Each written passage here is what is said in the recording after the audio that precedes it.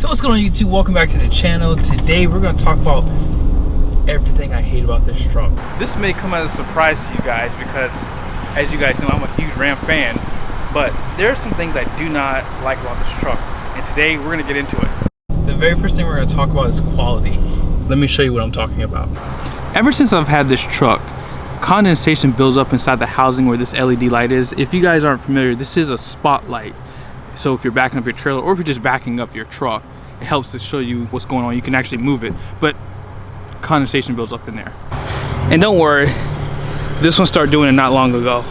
So both sides, condensation. A few of the guys have talked about this in the past, but my shifter, see how it's not loose now? When I got the truck from the factory, check this out.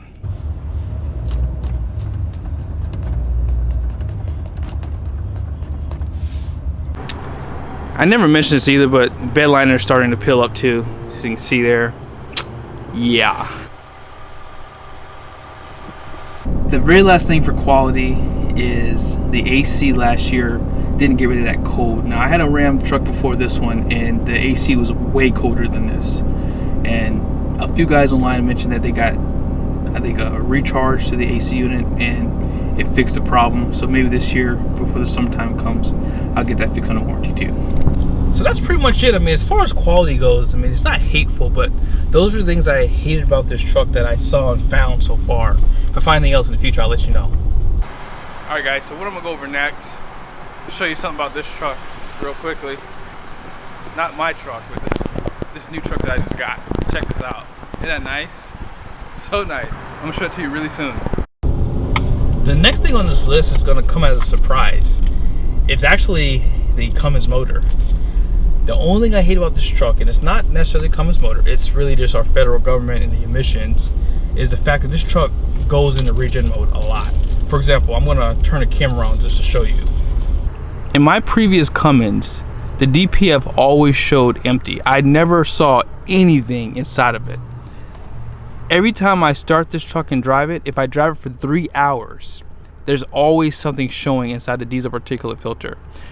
For the most part, it's always halfway. Now, let me just show you. I don't idle my truck, and I don't really drive a lot in the city. When I drive this truck, I try to get it on the highway. Like, this is my drive, and that's my idle. I don't idle this truck. So I don't know why this filter is always so dirty. I use a high quality diesel, and I also use Diesel Clean, which is recommended by Cummins. But I don't understand why this Cummins seems to be so much dirtier than my previous one. I didn't know how painful it was to do this video, but I gotta do it, guys. So let's go ahead and talk about the interior and exterior. Starting off on the exterior, if you're in the market for one of these trucks, I strongly recommend that you put some type of protection on this bumper. The paint chips very easily. I have a few chips. I think I have a new one I saw right there. Another one. And another one up top. And here's one I just fixed. Did a terrible job too, wow. So if you don't like to see rock chips, you better protect this bumper. The next thing I hate about this truck are the headlights. Don't get me wrong, they are very bright, like they're in my eyes right now. I can't even see you guys right now. The issue you're gonna have is this. These headlights go left and right, so they're directional headlights. Ram never thought for a second that auto leveling would be very important on a truck like this that you're going to be towing something back here with. That's my issue. So basically, when you're going down the road towing your big trailer, Ram decided to give you bright lights that are going to blind people. Thank you, Ram, for thinking this through. Now, the next thing I'm going to talk about is just me being nitpicky. I'm just being completely honest with you. If you're not familiar, this truck, the MegaCab, rides on the same frame as the long bed.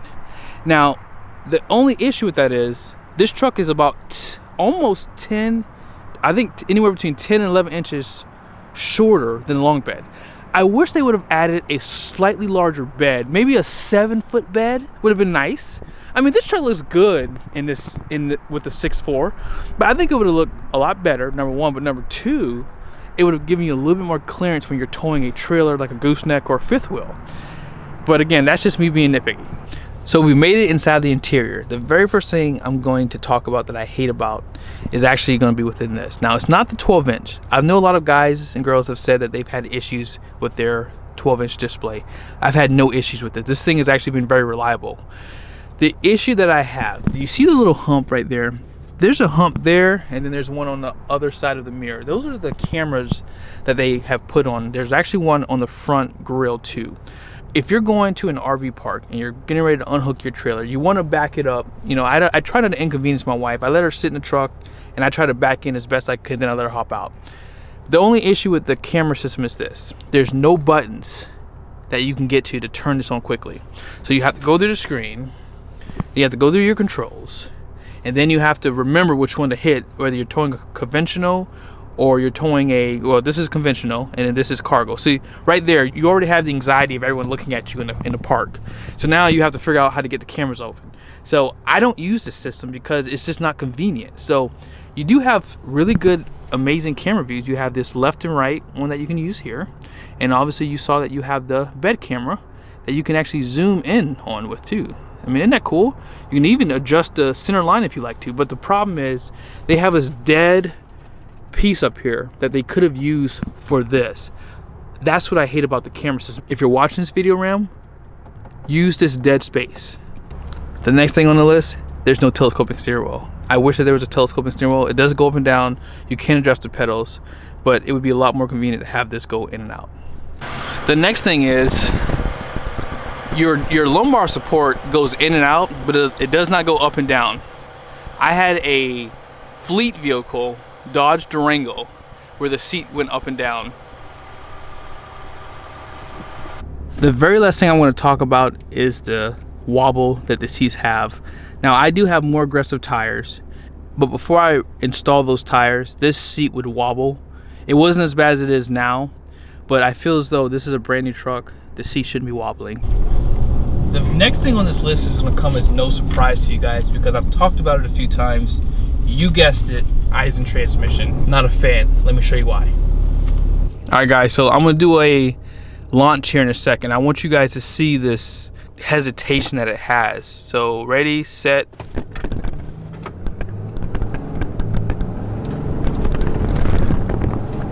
I mean, this truck has a hesitation. It wasn't as bad at that time. Obviously, now that I'm on camera, this bad boy wants to act correct, but we're gonna do it again. We're gonna do it until you see it. It's gonna happen. So I'm gonna roll it right now, and I'm gonna hit it now.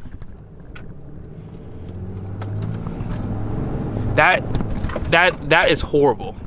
And I've driven the Fords, I've driven the Chevy trucks. You've seen on my channel. I noticed that they do not do that. It's not the Cummins. It is not the Cummins. It is 100% the Eisen transmission. And what's worse is, if it's hot outside, like it's 55 degrees outside. I don't know if you guys can see that. And it's cloudy outside. So this is a perfect day to do this. I mean, look at that. I mean, it takes so much time for the transmission to like put that power down that it really robs this truck of the performance. And that's why I've been saying, hey, if you don't need to tow a trailer, 68 RFE is the way to go. And this right here is just the reason why. I mean, I hate that about this truck. This truck's kind of dangerous. Now, what I'm going to do next is I'm going to pretty much power boost it. I'm going to hold down the brake and I'm going to push the gas to build up the pressure so you guys can see a difference in the acceleration. Hold on one second. All right, here we go.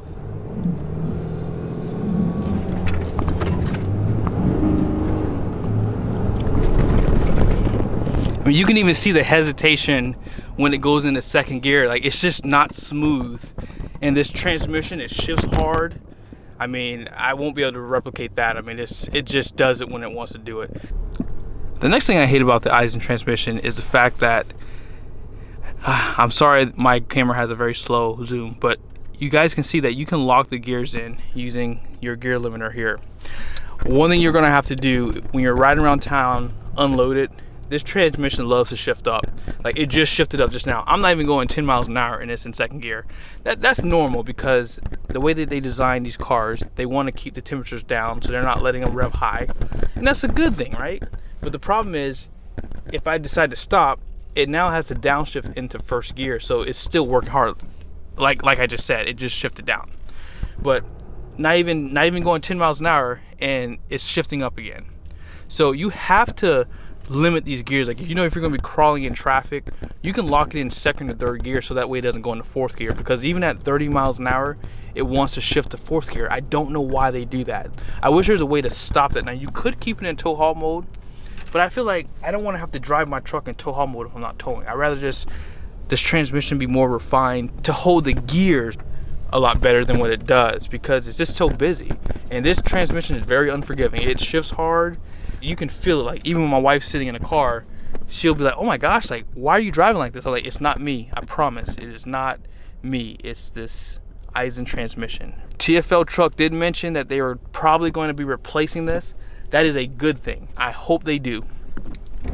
But hey guys, I hope this video was helpful. It was really hard for me to do this video. I was very hesitant because I am a Ram guy. I love this truck. I love the brand. And although there's a lot of things I do not like about this truck, I would probably still buy another one. You know, now that I've been driving Ford and Chevy trucks, the transmission is probably the one thing that would have kept me from buying this truck.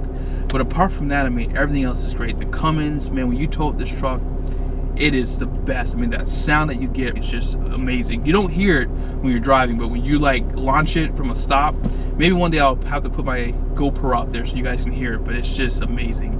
But as you guys saw, I got a 2020 Ram 1500 Laramie. Stay tuned, I'm going to be doing some videos on that. And that truck is not necessarily my truck. This is actually a truck given to me by my company.